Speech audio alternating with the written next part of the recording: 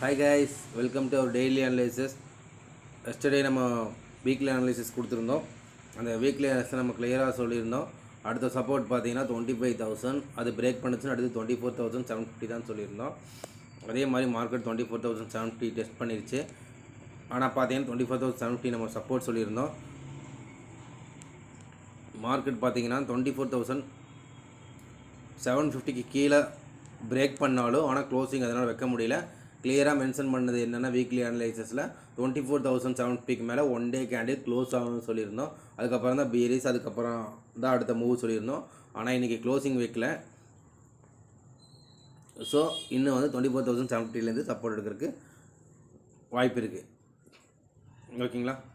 அதே மாதிரி இப்போ மார்க்கெட் ஃபாலோ ஆனதுக்கு HDFC பேங்க்கை வாட்ச் பண்ணுங்கள் அப்படின்னு சொல்லியிருந்தோம்.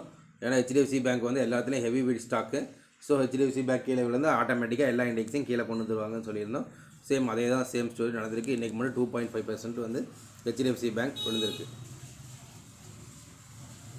அடுத்தது ஃபின் நிஃப்டி சீரியலாக சொல்லியிருந்தோம். என்ன பிளான்னு பார்த்தீங்கன்னா, ஃபின் நிஃப்டி ப்ரீவியஸ் கேண்டிலோட லோ பிரேக் பண்ணுதான்னு பாருங்கள். அப்படி கேண்டிலோட லோ பிரேக் பண்ணிச்சுன்னா தாராளமாக புட் ஆப்ஷன் போய்க்கலாம்னு சொல்லியிருந்தோம். அதே மாதிரி புட் ஆப்ஷன் நல்லா ப்ராஃபிட். இதில் என்ன இருக்குன்னா, நம்ம இந்த டெய்லி அனலைசிஸ் பற்றி பார்ப்போம், ஃபின் நிஃப்டி பற்றி பார்ப்போம்.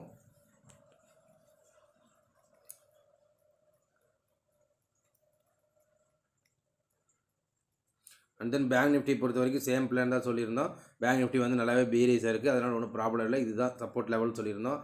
இந்த சப்போர்ட் லெவல் கரெக்டாக மார்க்கெட் இதையும் பிரேக் பண்ணிச்சு. ஆனால் அதே மாதிரி நிஃப்டியும் பேங்க் நிஃப்டியும் இதுக்கு கீழே க்ளோஸ் வைக்க முடியல, மேலே தான் க்ளோஸ் வச்சுருக்காங்க. இது ஒரு சப்போர்ட் ரீஜன் சொல்லியிருக்கோம் நம்ம பேங்க் நிஃப்டிக்கு சொன்ன மாதிரி. ஸோ அந்த இடத்துலேருந்து சப்போர்ட் எடுத்துகிட்டு மேலே வந்து அந்த இதில் க்ளோஸ் பண்ணியிருக்காங்க. ஓகே, இப்போ வந்து டெய்லி அனலைசிஸ் நாளைக்கு உண்டான மார்க்கெட், வரப்போகிற மார்க்கெட் எப்படி இருக்குன்னு சொல்லி நம்ம அதை பற்றி பார்ப்போம். ஃபஸ்ட் நிஃப்டி இது பார்த்துடலாம்.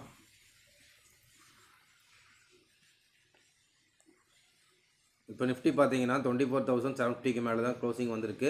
இப்போ அடுத்த லெக், அதாவது வந்து 24,750க்கு கீழே சஸ்டெயின் ஆனால் தான் அடுத்தது வந்து நிஃப்டி வந்து அடுத்த லெவலான 24,100 டெஸ்ட் பண்ணும். இதுக்கு கீழே சஸ்டெயின் ஆகிடுச்சுன்னா அப்புறம் மார்க்கெட் பீரிஸ் தான். இதுக்கப்புறம் அதுக்கு டெஸ்ட் பண்ணும்.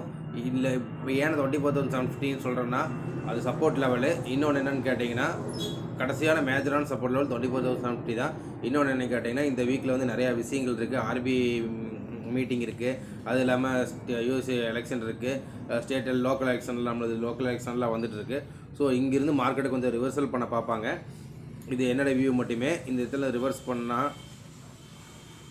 அதனால் பாருங்கள், டெய்லி கேண்டில் வந்து 24,750க்கு கீழே க்ளோஸ் ஆனால் மட்டும் அடுத்த பீரே சைடு போங்க. அப்படி இல்லைன்னா இங்கேருந்து ரிவர்சல் ஆச்சுன்னா அடுத்தது இங்கே தான் வரும் மார்க்கெட் 25,300. ஓகேங்களா?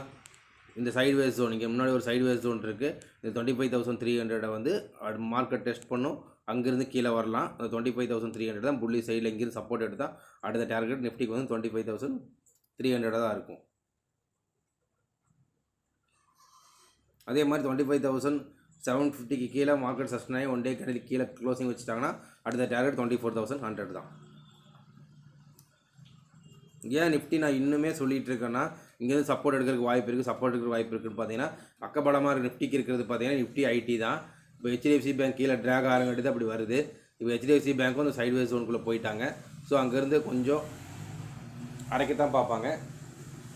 அதனால் இப்போ வந்து நிஃப்டி ஐடி பார்த்தீங்கன்னா இந்த இப்போ நிஃப்டி ஐடி பார்த்தீங்கன்னா இந்த கன்சால்டேஷனில் தான் இருக்காங்க. இன்னும் இந்த ரேஞ்சு நான் சொல்லியிருந்தேன் 41,400க்கு கீழே நிஃப்டி ஐடி க்ளோஸ் ஆனால் தான் அடுத்தது நிஃப்டி பீரிஸாக இருக்கும், ட்ரெண்டே சேஞ்ச் ஆகும்னு சொல்லியிருக்கேன். அது வரைக்கும் ட்ரெண்டு சேஞ்ச் ஆகலை. இப்போருந்து மெதுவாக மேலே ரெக்கவர் ஆக ட்ரை பண்ணுவாங்க. ஓகேங்களா? இப்போ என்னென்னா எலெக்ஷன் இந்த மாதிரி நிறைய நியூஸ் எல்லாம் வரங்காட்டி மார்க்கெட் மேலே தான் கொண்டு போகணும். ஆனால் வந்து ஆல்ரெடி மார்க்கெட் ஓவர் பால் ஜோனில் இருக்குது. 26,000 சம்திங்கில் இருந்துச்சு. அங்கேருந்து மறுபடியும் போனால் அப்புறம் அடுத்த டார்கெட் எங்கேயோ போயிடுன்னு சொல்லிட்டு தான் இப்போ கீழே இறக்கியிருக்காங்க. இனி இந்த வந்து ஸ்டேட் எலெக்ஷன்லாம் பார்த்துட்டு மேலே கொண்டு போன ஒரு வாட்டி இப்போ கீழே இறக்கி கொஞ்சம் கொஞ்சமாக இனி மேலே கொண்டு போவாங்க.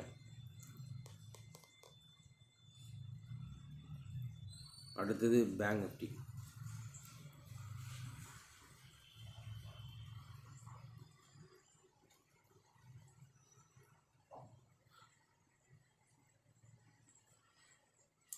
பேங்க் நிஃப்டி பார்த்தீங்கன்னா நம்ம மார்க் பண்ண லெவலில் இன்றைக்கி டச் பண்ணிட்டாங்க. நம்ம சொல்லியிருந்தோம் நேற்றே அடுத்த சப்போர்ட் இதுதான் சொல்லியிருந்தோம் 50,478.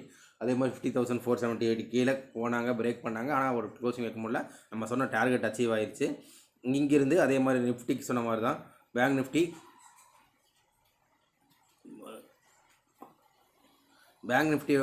இந்த கேண்டிலுக்கு கீழே க்ளோஸ் ஆகுதான் நாளைக்கு பாருங்கள். நிஃப்டிக்கு சொன்ன மாதிரி நான் பேங்க் நிஃப்டி சொல்ல, ஏன்னா பேங்க் நிஃப்டி கீழே வர நிறையா வாய்ப்பு இருக்குது. இது கீழே க்ளோஸ் ஆகுதான்னு பாருங்கள். க்ளோஸ் ஆகும். அடுத்து 49,700 தான் பேங்க் நிஃப்டி சப்போர்ட்டு. இங்கிருந்து சப்போர்ட் எடுக்கிறதுக்கு வாய்ப்பு இருக்குது. ஏன்னு கேட்டிங்கன்னா அது நிஃப்டியும் பேங்க் நிஃப்டியும் பிரேக் பண்ணல. பட் ஃபின் நிஃப்டி வந்து அந்த லெவலை பிரேக் பண்ணியிருக்காங்க. ஸோ பீரியஸாக இருக்கிறதுக்கு வந்து ஃபின் நிஃப்டி பேங்க் நிஃப்டி வாய்ப்பு இருக்குது. ஸோ இதுக்கு கீழே க்ளோசிங் வச்சாங்கன்னா 49,650 தான் பேங்க் நிஃப்டிக்கு அடுத்து சப்போர்ட்டாக இருக்கும். அங்கேருந்து சப்போர்ட் எடுக்கிறாங்கன்னா மெதுவாக இந்த லெவலுக்கு போவாங்க. இங்கே ஒரு கேப் பார்டன் இருக்குது. ஸோ பேங்க் நிஃப்டி வந்து 52,500 அடுத்து புல்லிஸ் இதில் வந்தாங்கன்னா டெஸ்ட் பண்ணுறதுக்கு நிறையா வாய்ப்பு இருக்குது.